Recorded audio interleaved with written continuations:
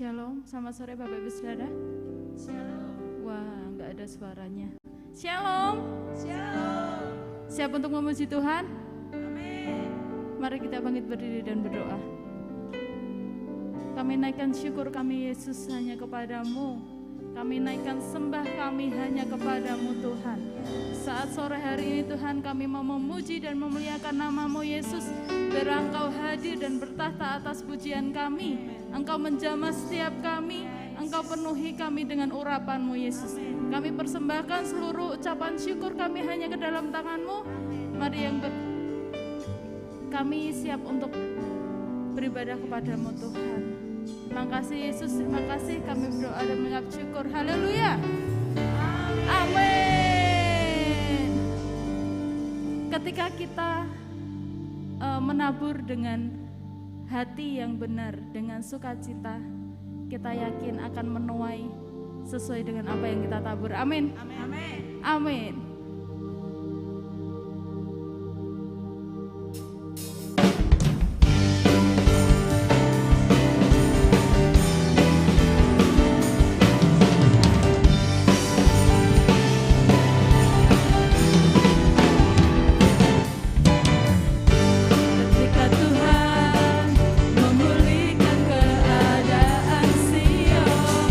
Keadaan kita seperti orang yang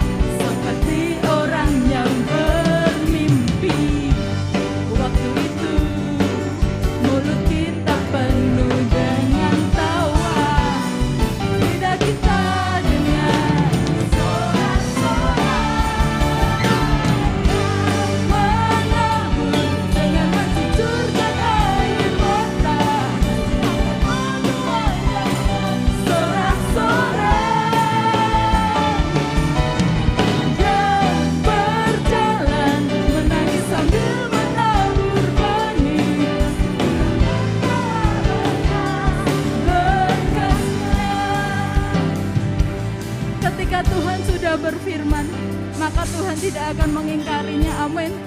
Janji Tuhan yang sudah diucapkan akan Tuhan genapi dalam hidup kita. Kita yakini, kita tangkap pujian ini dan katakan, yang menabur dengan mencucurkan air mata pasti akan menuai dengan. Mari dengan iman katakan, yang menangis sambil menabur benih pasti berkasnya. Yang menabur dengan mencucurkan air mata menuai dengan sorak-sorai. Yang berjalan menangis sambil menabur benih bawa berkas berkasnya. Pasti pulang membawa berkas berkasnya. Pasti pulang membawa berkas berkasnya.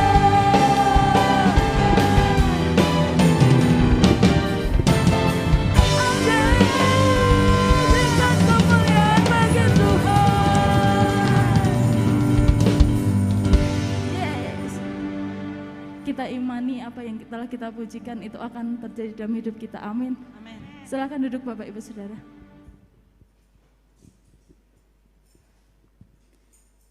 Tuhan tidak melihat seberapa banyak persembahan yang kita berikan. Tuhan tidak melihat nominal berapa banyak yang kita berikan untuk persembahan pada Tuhan.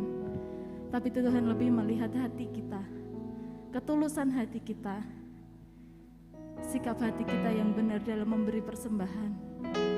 Seperti janda yang memberikan sedikit dibandingkan dengan yang lain gitu. Tapi justru itulah yang dilihat Tuhan. Ketulusan hati seorang janda yang memberi persembahan dari apa yang dia miliki, itu yang dia persembahkan, tentunya dengan sikap hati yang benar. Saat ini mari kita sembah Tuhan. Kita berikan yang terbaik hanya untuk Yesus.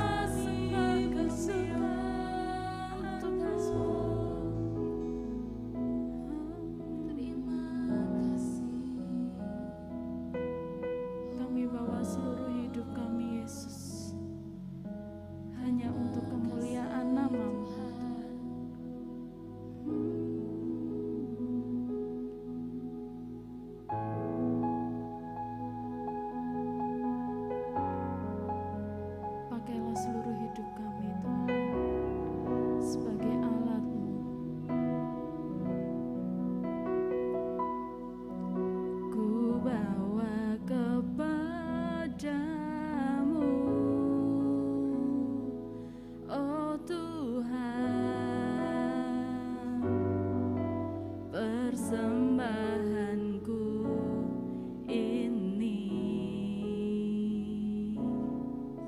Ku ingin Engkau menerima korban syukurku melalui pujian. Takkan pernah ku bawa selain yang terbaik, yang harum dan sejati di hadapan tatamu. Yesusku, terimalah korban syukurku ini.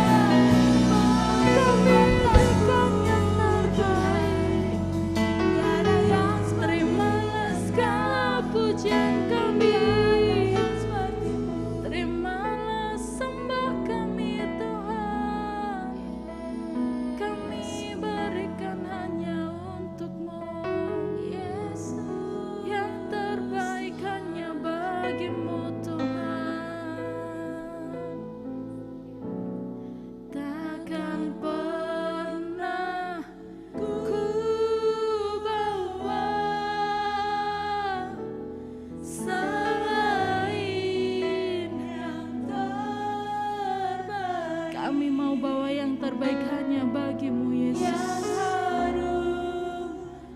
Untuk kemuliaan nama-Mu Tuhan. Di hadapan tahta-Mu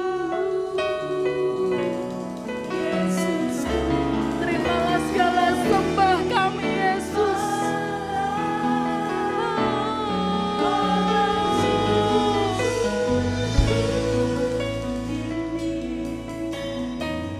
Yang mengalir di hatiku sebagai penyembahanku. Mari berikan yang terbaik.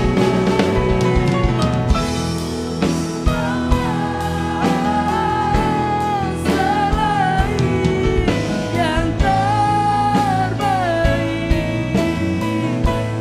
yang harum dan sejati di hadapan tahta-Mu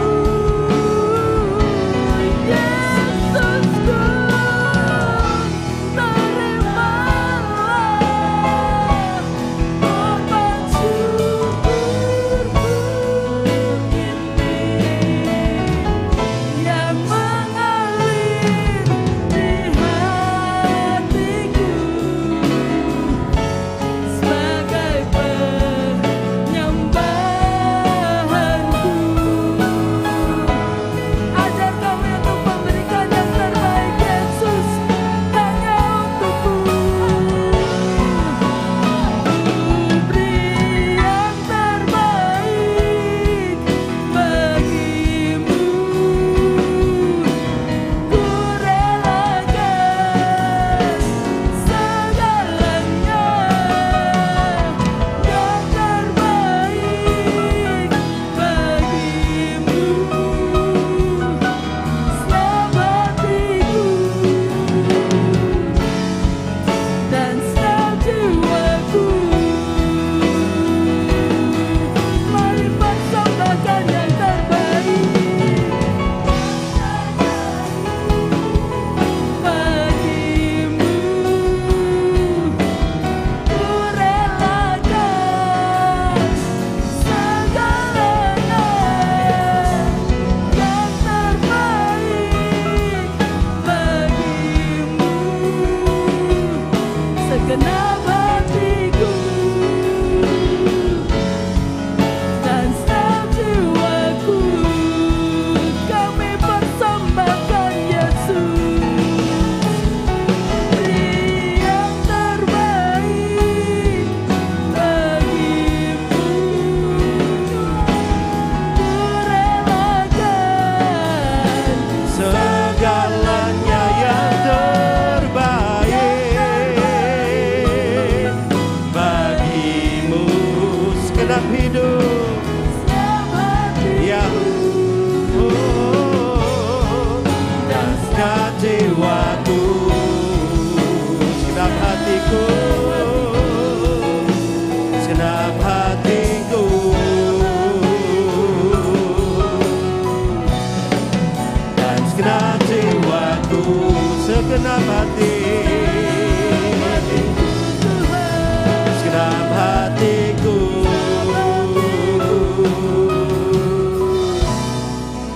dan segenap jiwaku.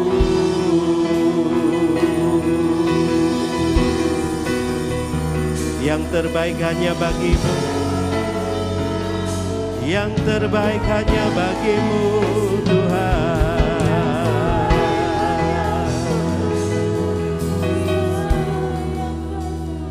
Kerinduan kami sore hari ini memberi yang terbaik bagi Tuhan. Untuk itu kami membuka pikiran kami, membuka hati kami untuk Tuhan bentuk. Kami rindu mendengar sabda firman Tuhan dan ajar kami Tuhan sore hari ini. Roh Kudus memberikan kami roh yang lemah lembut, roh yang rendah hati, sehingga kami boleh dibentuk oleh Tuhan sesuai dengan firman-Mu. Pengurapan yang sama atas setiap kami malam hari ini kami terima, sehingga kami cakap menangkap isi hati Tuhan. Berfirmanlah kami siap mendengar, Dalam nama Tuhan Yesus, mari yang diberkati Tuhan berkata, amin. Silakan duduk Bapak Ibu, shalom. Haleluya, saya bersyukur Bapak Ibu boleh hadir sore hari ini untuk kita bersama-sama memberi yang terbaik bagi Tuhan. Dan bulan ini kita berbicara tentang membangun keuangan yang sehat. Dan kita tahu bahwa dalam hidup kita ini Tuhan percayakan berkat bukan saja untuk kita nikmati, tetapi juga ada benih, ada taburan yang harus kita lakukan. Nah, sore hari ini kita akan berbicara tentang persembahan dan persepuluhan. Sekali lagi kita akan berbicara tentang persembahan dan persepuluhan. Mari kita akan buka Alkitab kita, 2 Korintus pasal yang ke-9 ayat yang ke-7.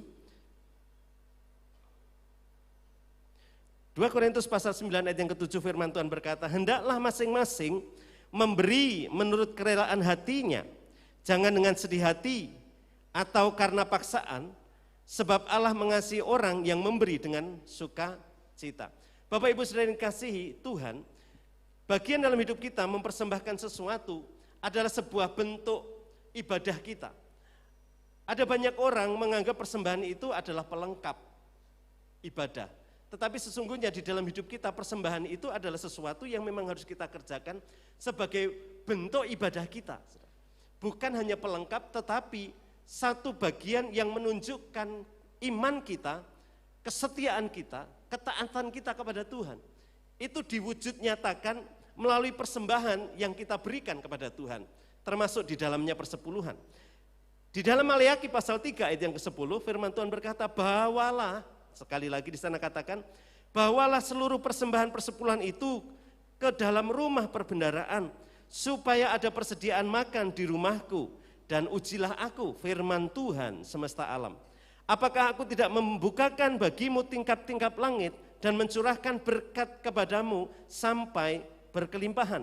Bapak Ibu yang dikasihi Tuhan, persembahan dan persepuluhan itu seringkali dianggap sebagai topik yang sensitif.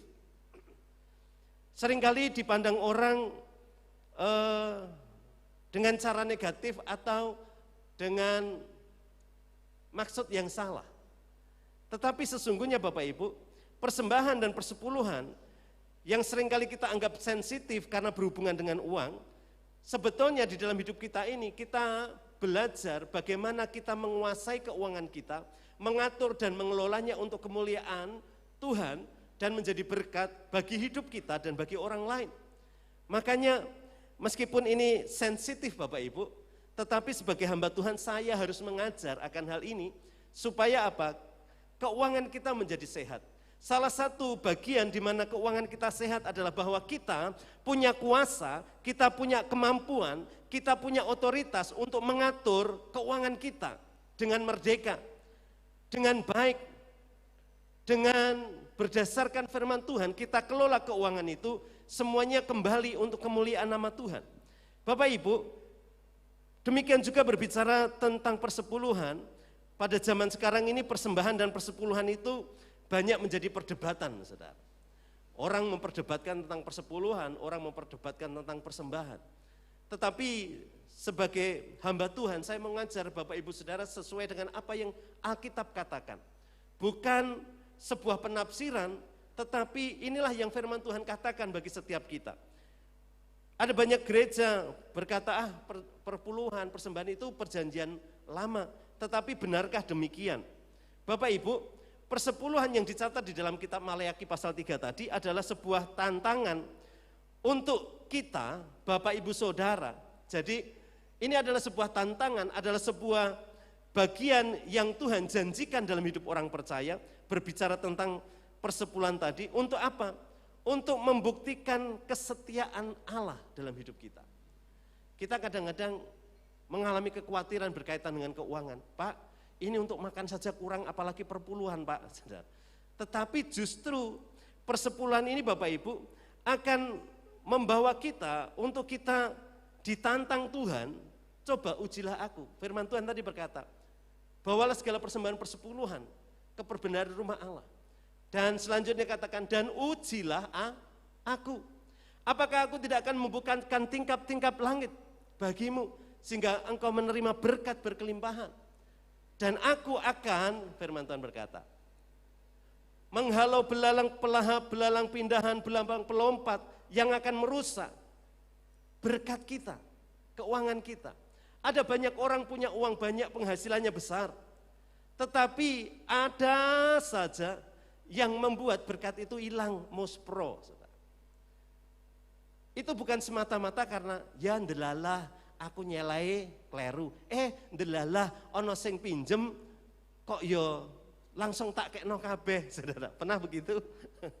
Hilang, berkat itu hilang. Kita lupa bahwa sebetulnya hal-hal seperti itu adalah belalang pindahan yang mencuri, yang akan merusak berkat Tuhan yang ada dalam hidup kita. Makanya kenapa hari ini kita perlu belajar. Bapak Ibu, persepuluhan bukanlah satu prinsip rohani, bukanlah prinsip bisnis rohani. Jadi sekali lagi, kita perlu meluruskan kembali pandangan kita tentang persepuluhan. Ada orang menganggap ini bisnis rohani nih. Jadi kalau saya memberi 1/10, firman Tuhan berkata mengembalikan berlipat kali ganda. Kita orientasinya hanya itu.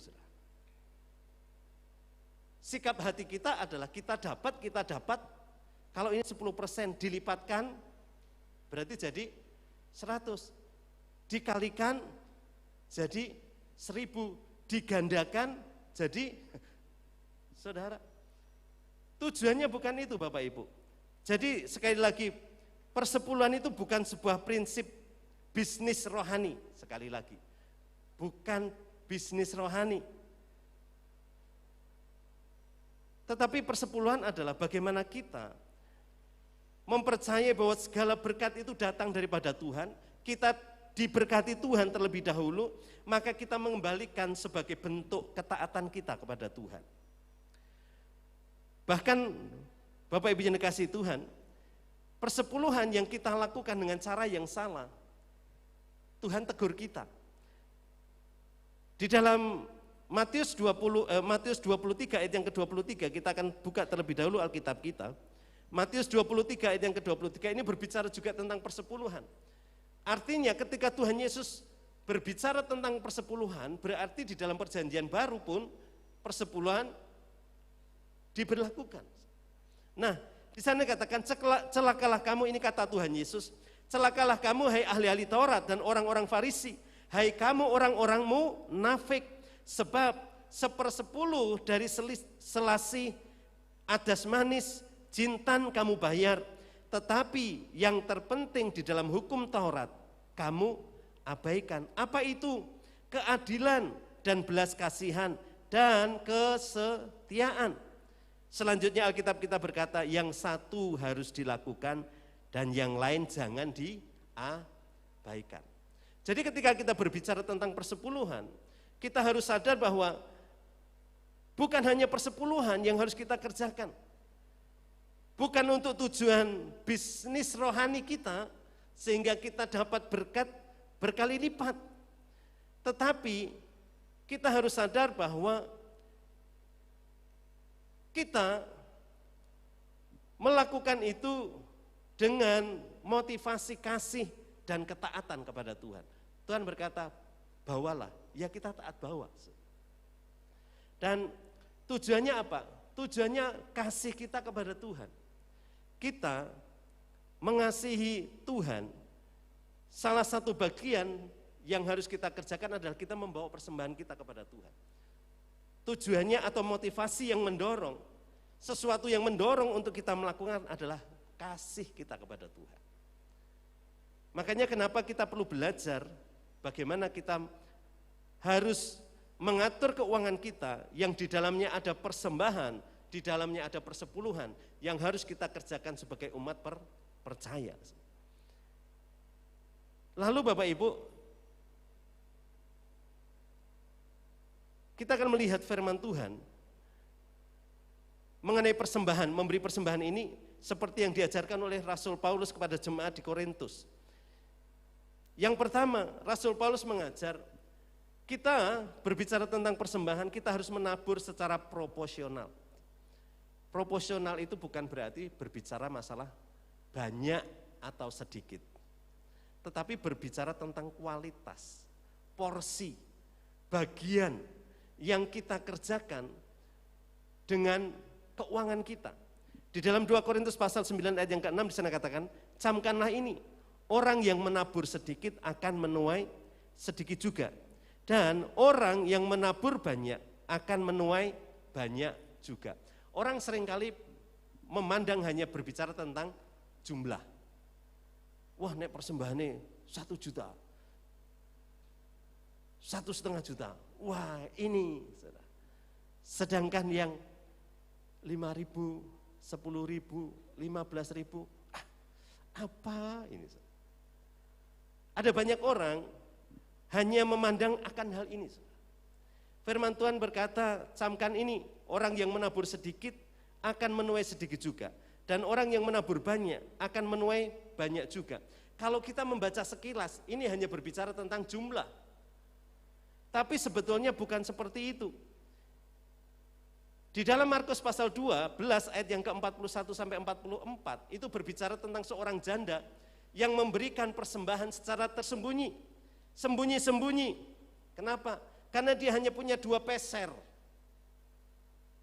uang. Dan dia masukkan ke dalam peti persembahan. Satu hal yang istimewa adalah rupa-rupanya Tuhan, Yesus memperhatikan tentang persembahan. Kalau kita buka, mari kita lihat Markus pasal yang ke-12 ayat yang ke-41. Di sana dikatakan begini, pada suatu kali Yesus duduk menghadapi peti persembahan. Perhatikan Bapak Ibu.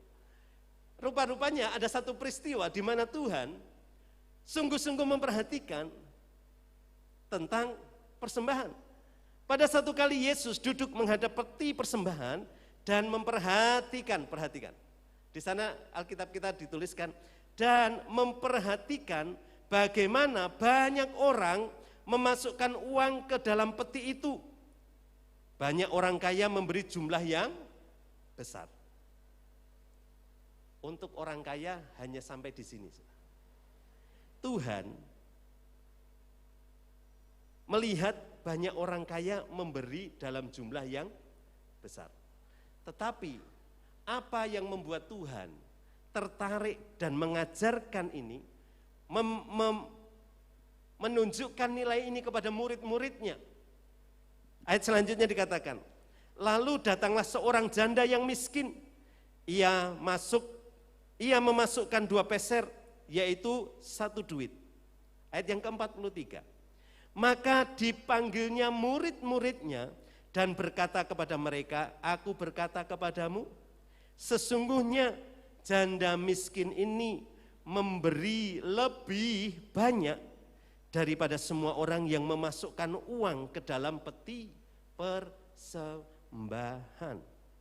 Kenapa? Ayat yang ke-44, sebab mereka semua memberi dari kelimpahannya, tetapi janda ini memberi dari kekurangannya. Semuanya yang ada padanya, perhatikan, semua yang ada padanya, yaitu nafkahnya. Kalau kita lihat porsinya, bobotnya, di dalam jumlah keuangan, tentunya persembahan janda ini lebih besar porsinya. Kenapa saudara? Karena di sana terdapat nilai pengorbanan yang lebih besar. Orang kalau mah kelimpahan mau ngasih uang 1 juta, nyoh, saudara, seperti buang daun saja, saudara. Nyoh, saudara. Merasakan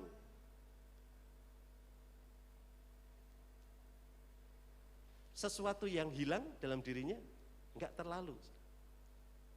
Tetapi ada sebuah kualitas yang Alkitab kita tunjukkan bagaimana persembahan kita ini bernilai, bermakna ketika ada nilai pengorbanan di atasnya. Sementara kita mempersembahkan bukan persembahan yang, sekali lagi bukan berbicara tentang jumlah uang, tetapi tentang kualitas persembahan kita ini. Kalau kita lihat hanya fisiknya saja saudara, itu kadang-kadang kelihatan loh saudara. Saya sudah lama sekali tidak pernah mengintip bendahara menghitung uang. Saya tidak tahu dari segi kualitas uang yang kita beri. Tetapi satu kali saya pernah mendapati, saudara, ketika menghitung persembahan begitu, saya dapati, ini uang 2.000, tapi ini tokohnya kok saya rasa-rasanya gambar ini berbeda. Jadi itu uang 2.000, saudara, pahlawannya dikasih kacamata. Pahlawannya dikasih kacamata. Kemudian rambutnya mulai digambar-gambar, saudara. Terus kemudian ada tulisan, ada orek-orekan gitu. Kira-kira dari kualitas saja. Kalau kita mau memberi, Bu Daniel, ini ya susuknya kemarin 2.000, ini Bu Daniel. Kemudian lihat uangnya itu, kalau kira-kira Bu Daniel mau pakai untuk belanja, ini kira-kira payu pora yo. Ini gambari pahlawan berubah jadi pahlawan yang agak stres ini. Dibuat tato gambarnya, ada digambari tato, ada digambari anting-anting, saudara. Dimasukkan dalam persembahan. Bukan masalah jumlah, tapi berbicara masalah kualitas, nilai pengorbanannya. Dari yang baik, sama jumlah uangnya, tetapi mana lebih baik? Tentunya yang bersih, yang teratur. Di Indonesia masih biasa, saudara, uang dilipat-lipat. Kemarin saya dimarahi bendahara, saudara, karena saya terima dari bank itu di staples. Bendahara saya bilang, Mas, Pak, ini enggak boleh begini. Kok di staples? Wah, yang nyetaples bukan saya pelakunya. Menghargai seperti itu. Di Indonesia uang masih diperlakukan semena-mena, saudara. Kalau Anda punya dolar itu diperlakukan beda, saudara. Jadi dolar yang bagus, nilai tukarnya lebih tinggi daripada dolar yang lecek, saudara. Kalau Bapak Ibu tidak percaya, satu kali kalau Bapak Ibu punya berkat, beli dolar di bank atau di money changers. Saya beli dolar, tidak usah banyak-banyak, 1 lembar saja. Anda beli, kemudian setelah Anda pulang, kan itu uang-uang Bapak Ibu sekalian. Uang itu diuntel-untel. Kemudian dirapikan lagi, kemudian dikotor-kotori, saudara, dan ditukar. Nilainya, kalau dolar, saudara, menurun. Kalau Indonesia puji Tuhan, kasih karunia Tuhan masih besar. Ada orang menyimpan uang di dalam tabungan yang terbuat dari plastik. Bertahun-tahun dia tambah. Satu ketika dia buka, saudara, uang itu dimakan rayap baru-baru saja, saudara. Agak rame ya. Kenapa? Karena uangnya besar dan yang memilikinya adalah orang yang sederhana. Menjadi perhatian dan akhirnya dari pihak bank, gorene ditukar dengan jumlah yang sama. Nah, Bapak Ibu, kita perhatikan.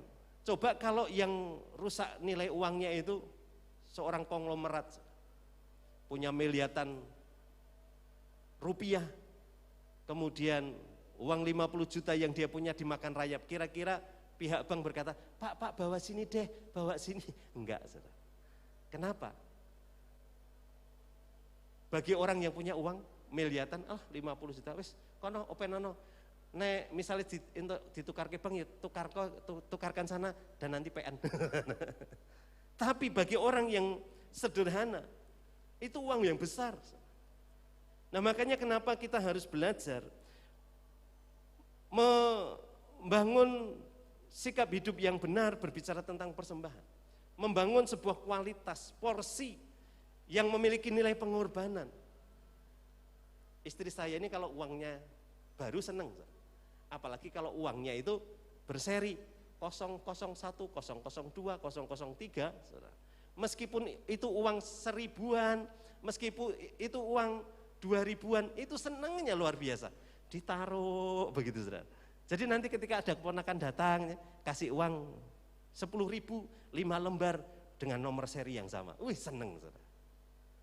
Anak-anak yang terima juga, ih masih baru ya. Beda. Itu hanya berbicara tentang rapi, tidak rapi, kondisi baik atau tidak baik, meskipun jumlah uangnya sama, betul? Nah, dalam hidup kita hari ini kita harus menyadari bahwa persembahan kita harus menabur, kita harus menyadari bahwa persembahan kita ini adalah sebuah taburan.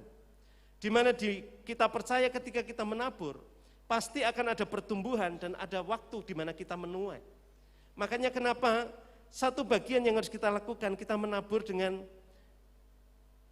porsi yang benar, bukan berarti semakin ini ya puji Tuhan kalau berkat kita semakin bertambah, persembahan kita semakin bertambah, puji Tuhan. Tetapi lebih daripada itu, apakah persembahan kita ini memiliki nilai pengorbanan atau tidak? Itu beda. Bagi hidup kita, itu beda. Apalagi bagi Tuhan. Tuhan memperhatikan itu. Persembahan kita bukan untuk Tuhan, dalam artian Tuhan tidak bisa apa-apa tanpa persembahan kita, enggak, saudara. Tetapi Tuhan menilai persembahan itu sebagai bentuk ketaatan kita, pengorbanan kita, kecintaan kita, prioritas kita kepada Tuhan. Itu yang menjadi motivasi kita umat Tuhan yang diberkati. Makanya ketika kita berbicara tentang persembahan, satu bagian yang baik untuk kita melihat satu peristiwa di mana Tuhan mengajar murid-muridnya tentang bagaimana orang harus memberikan persembahan dengan kerelaan hati, dengan sukacita, dan dengan nilai pengorbanan yang baik untuk Tuhan. Yang kedua, yang harus kita lakukan, kita harus sadar bahwa persembahan itu adalah harus kita tabur dengan sukacita. 2 Korintus pasal 9 ayat yang ke-7 dengan dikatakan, hendaklah masing-masing memberi menurut kerelaan hatinya, jangan sedih hati atau karena paksaan. Jadi kembali lagi, ini berbicara tentang motivasi. Kalau kita motivasinya menyukakan Tuhan, kita bersukacita dengan apa yang kita kerjakan, maka saya yakin percaya yang kita tabur akan kita tuai.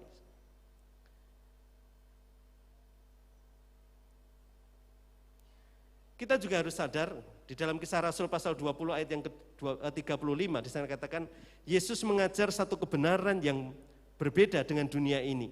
Kalau dunia ini berkata simpan, maka kamu akan sedikit-sedikit lama-lama menjadi bukit, betul ya? Tetapi firman Tuhan berbeda. Firman Tuhan mengajar kita lebih kita berbahagia memberi daripada menerima. Satu bagian yang harus kita mulai bangun dalam hidup kita. Ada sukacita di dalam kita memberi. Ada kebahagiaan yang akan membuat kita berbahagia. Ada di sini yang tidak rindu berbahagia. Saudara, di dunia ini orang mencari kebahagiaan dengan segala cara. Ada sebuah cara yang sangat sederhana untuk kita berbahagia, yaitu memberi. Satu kali ada seorang datang ke rumah. Dia berkata, Pak, saya mau berjemaah di tempat Bapak. Oh silahkan. Syaratnya apa? Enggak ada syarat. Masuk ke gereja ada syarat? Enggak ada syarat Pak, datang saja.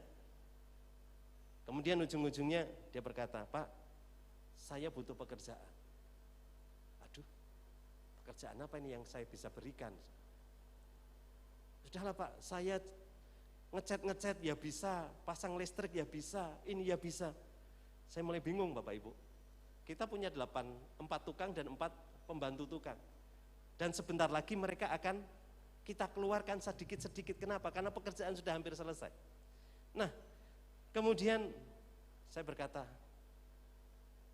minta maaf, tidak ada pekerjaan di sini.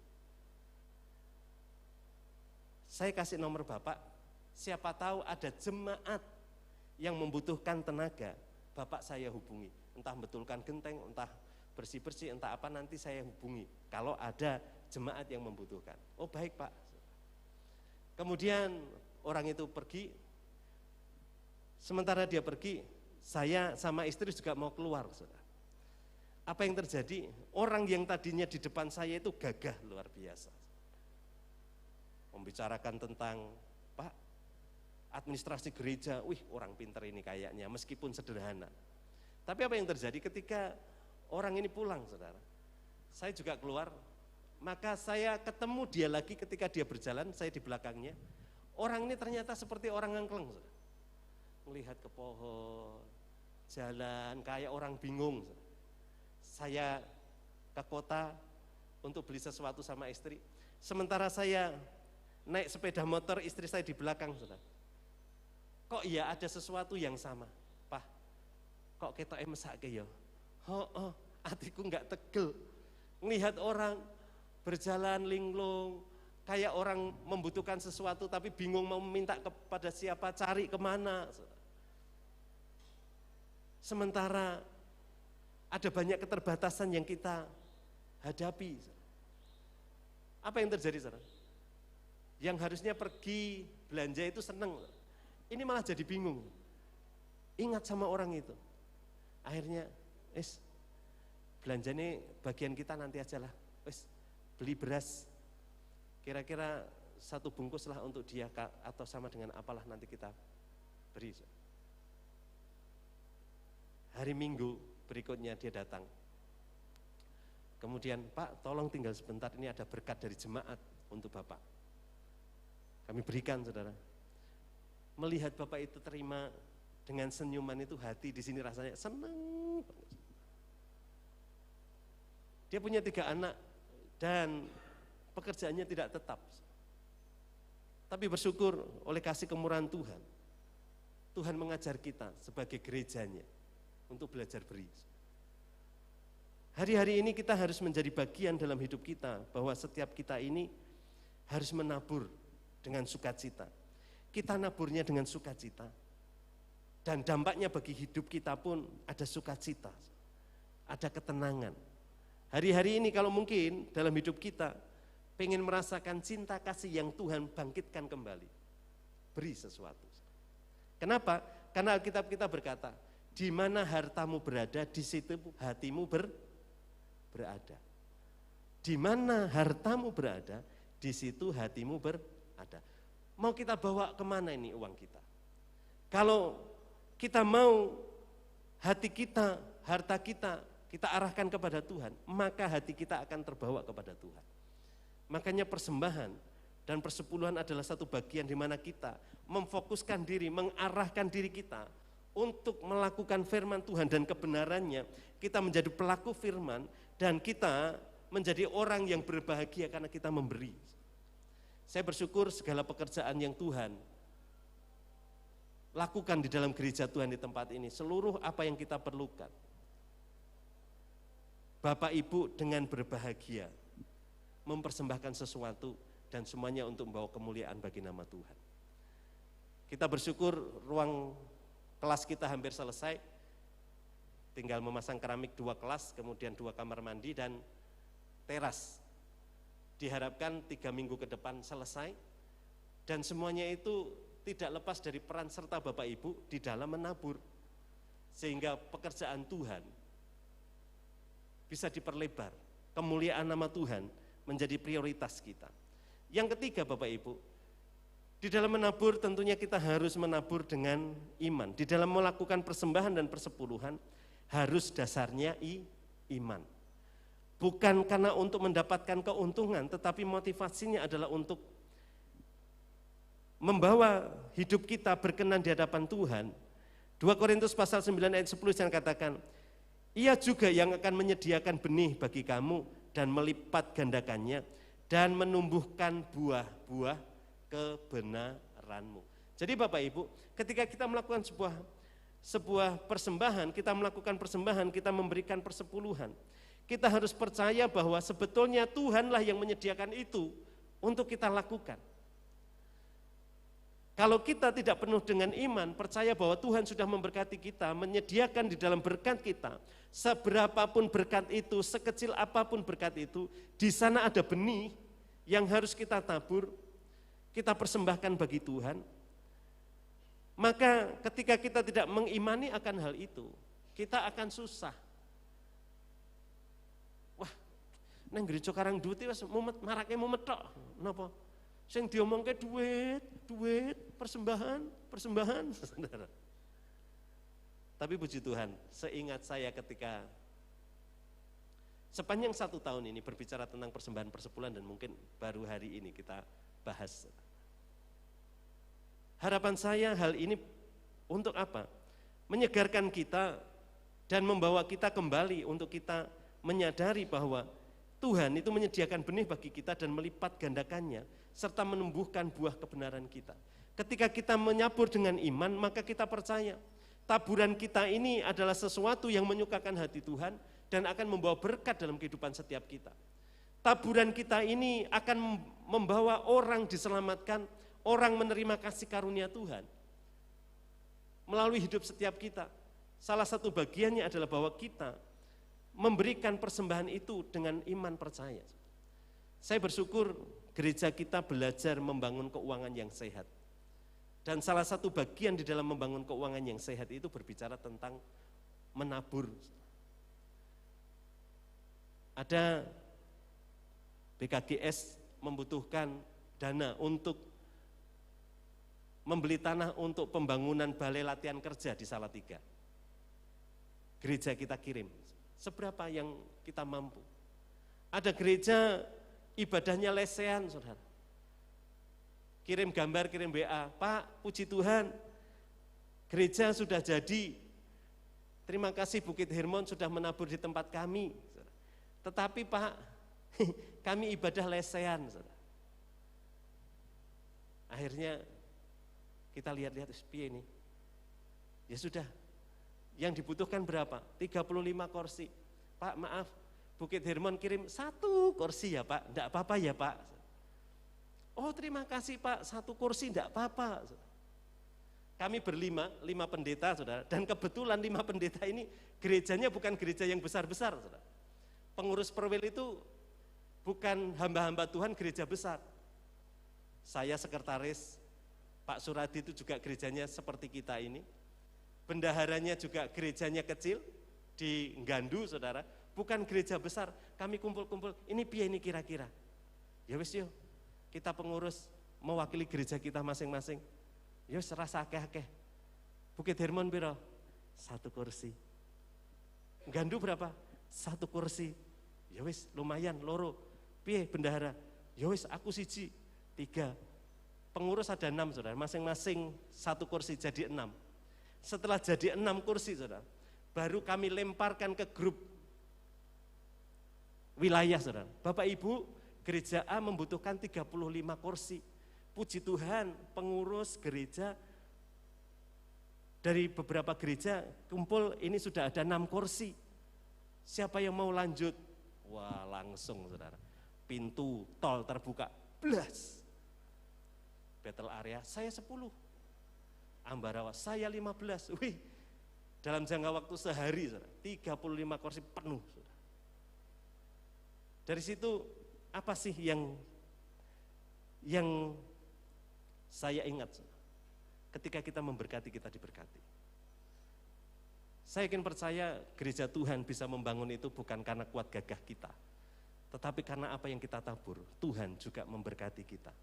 Sehingga kita boleh menikmati apa yang Tuhan kerjakan dalam kehidupan kita. Saya rindu kalau gereja Tuhan diberkati. Saya rindu Bapak Ibu Saudara juga diberkati. Amin.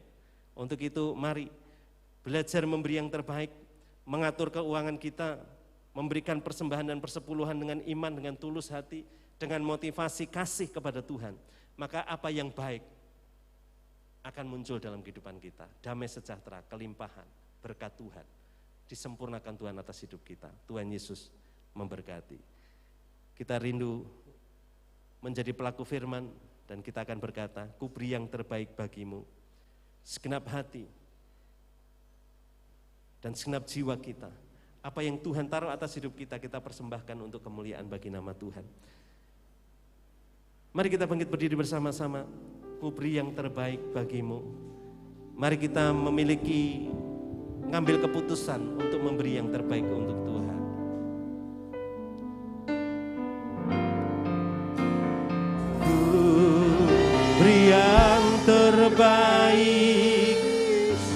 bagimu ku relakan segalanya, yang terbaik bagimu, segenap hatiku dan segenap jiwaku. Mari beri yang terbaik bagi Tuhan. Oh, ku beri yang terbaik bagimu, ku relakan segalanya, yang terbaik bagimu, segenap hatiku dan segenap jiwaku. Ajar kami terus memberi yang terbaik kepada Tuhan. Baik kami mempersembahkan hati kami, mempersembahkan hidup kami, mempersembahkan talenta-talenta kami untuk Tuhan. Demikian juga kami memberi yang terbaik berkaitan dengan persembahan dan persepuluhan. Kalau hati kami mungkin hari-hari ini masih ragu karena kekurangan yang kami alami, berikan kami karunia iman untuk kami melangkah. Dan izinkan kami melihat pertolongan Tuhan yang dahsyat dan ajaib, penyediaan Tuhan yang ilahi, dan pencurahan berkat Tuhan atas hidup kami. Untuk itu mari ajar kami dengan sukacita, dengan sukarela, untuk kami menabur, untuk kami mempersembahkan yang terbaik bagi Tuhan, dan mengembalikan apa yang menjadi haknya Tuhan atas hidup kami, yaitu melalui persepuluhan yang Tuhan beri dalam hidup kami. Kami mempersembahkan kepada Tuhan dengan tulus hati. Maka kami percaya Tuhan akan membuka tingkap-tingkap langit, menyediakan apa yang kami perlukan. Kebutuhan jasmani, kebutuhan rohani, kebutuhan masa depan kami, kebutuhan sekarang ini, apapun yang kami perlukan, Tuhan cukupkan atas hidup kami. Engkau menyediakannya bagi kami. Terima kasih untuk firman-Mu Tuhan, dan ajar kami menjadi pelaku-pelaku firman-Mu. Terima kasih, kami berdoa di dalam nama Tuhan Yesus. Haleluya. Amin. Silakan duduk Bapak Ibu, kita akan mendengar pengumuman untuk 1 minggu ke depan.